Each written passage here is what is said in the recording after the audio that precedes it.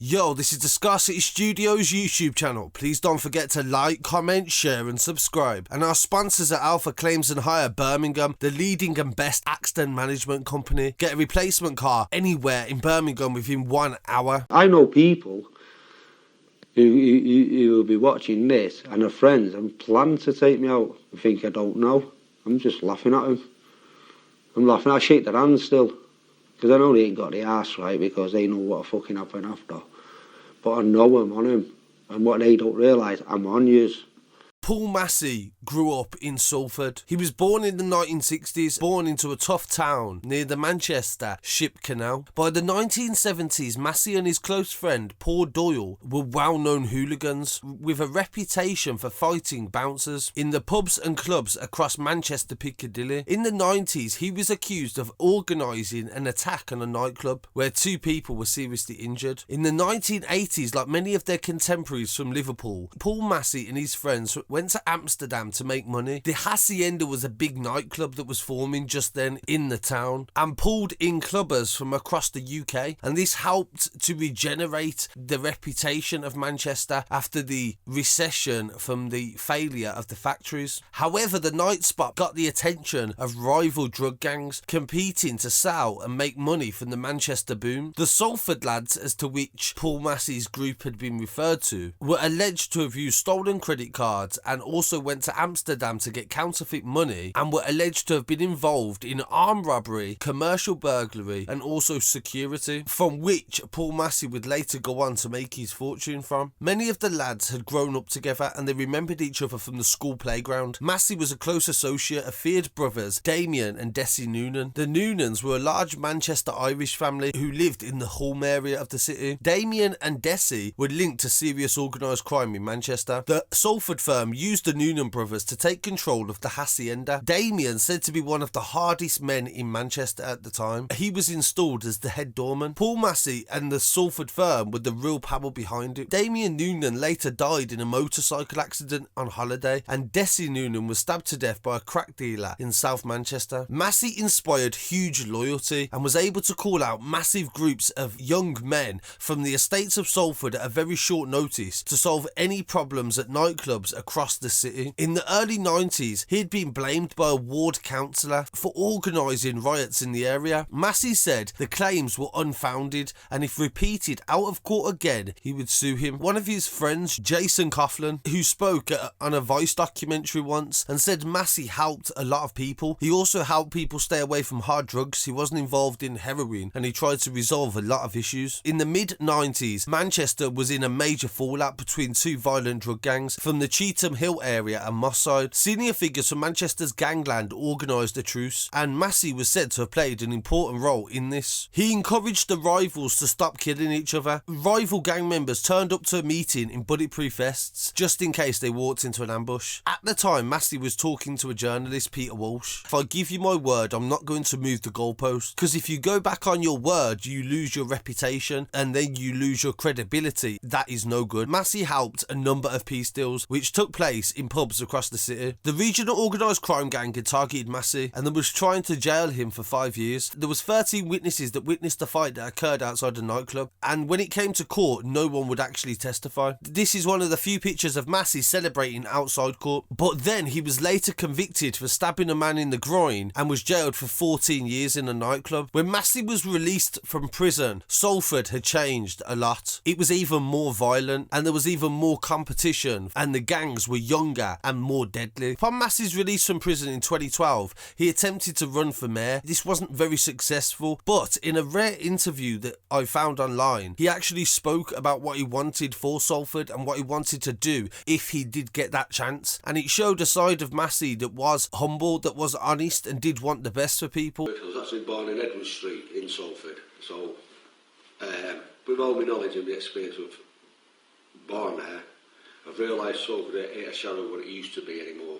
But the police say that he started to associate with a team called the A-Team, which was a collective of 50 criminals in the Manchester, Liverpool that protected each other and also flourished from profits in crime. Stephen Britton was meant to be the founder of the A-Team, and Michael Carroll would go on to be the leader of the anti-A-Team. Stephen seen Paul Massey as a mentor and looked up to him, and in the war leading up to the murder of Paul Massey, there was an exchange of attacks in the area. In one incident before Paul Massey was killed, one member of the A-Team had a grenade thrown at their house. The device exploded outside the property and nobody was seriously injured. At 7:30 on July the 26th in 2015, Paul Massey was driving home in his silver 5 Series BMW. He had been for a meeting with another member of the A-Team and he had just gone to a shop to buy a bottle of Bacardi. He didn't have much security. He lived on Manchester Road. He was very proud of the fact that he was from Salford and that he still lived there. And as he entered his driveway, a hitman approached with an Uzi submachine gun and opened fire, causing terrible injuries, up to 20 injuries. The hitman was in head-to-toe combat and Paul Massey died at the scene from catastrophic injuries. Salford mourned the loss of Paul Massey, and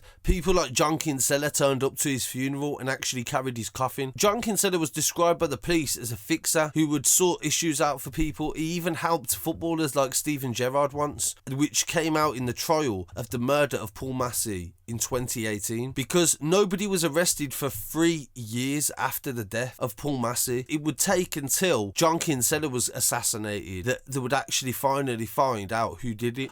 Mac 10 was fired at us. You know, them guys who fired that fucking machine gun, right? I'll tell you now, Dave just thought he was going to walk up, pull the trigger, and them guys was all going to drop dead like in a film. Didn't even hit anyone.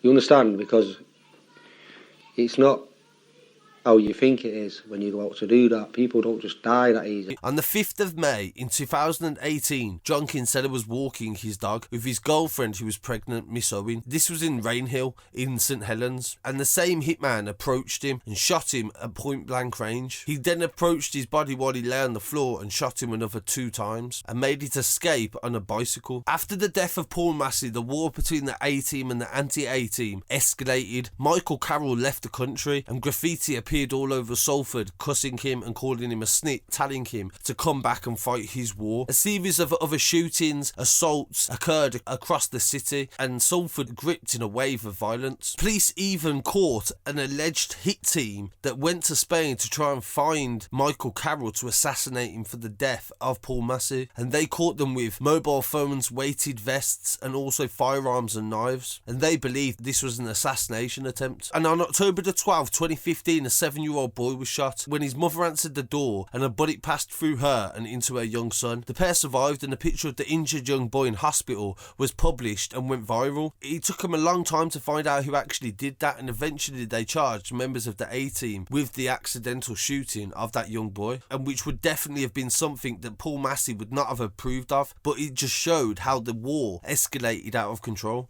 Not long after the murder of John KISELLA, police had located Mark Fellows and Stephen Boyle, arrested and charged them with the murder of both of these men. They'd gathered CCTV footage and also forensic evidence, which was enough to take them to trial. The trial lasted 26 days, and Mark Fellows from Salford was facing life imprisonment for the murder of 2 of these men. The gunman, Mark Fellows, was nicknamed the Iceman by his friends. Fellows was capable of cold-blooded murder. They said he was fitted with a colostomy bag as a child, and he was obsessed with cleanliness, health and murderous work. He was a non-smoker and a long-distance runner. Fellows plotted murders with clinical efficiency, using GPS locate technology and night vision hunting scopes to track down his target. He was paid allegedly £10,000 to kill Paul Massey. Fellows was a convicted armed robber and a drug dealer, and was working with the anti-A-Team, a small band of determined criminals that was trying to kill the A-Team, and Paul Massey was their elder. He was only caught 3 years later after he murdered another gangster and a close friend of Paul Massey. It turned out during the court case that Mark Fellows had also been shot at. He was shot in the backside outside his nan's house. Unlike his victim, Massey, he managed to get through the door just in time, although one of the bullets entered the house and narrowly missed his grandmother's head as she watched TV in the living room. A paramedic gave her oxygen in the kitchen afterwards, casually showed his knowledge of guns, saying he thought the weapon had sounded like a 9mm. He joked about it being a near miss for his mother, and when he was asked at his bedside in hospital, he said he could have ended up like Paul Massey. Mark Fellows and Stephen Boyle were found guilty of the murder of Paul Massey and John KISELLA, and they were sentenced to life in prison. And this just goes to show, this story tells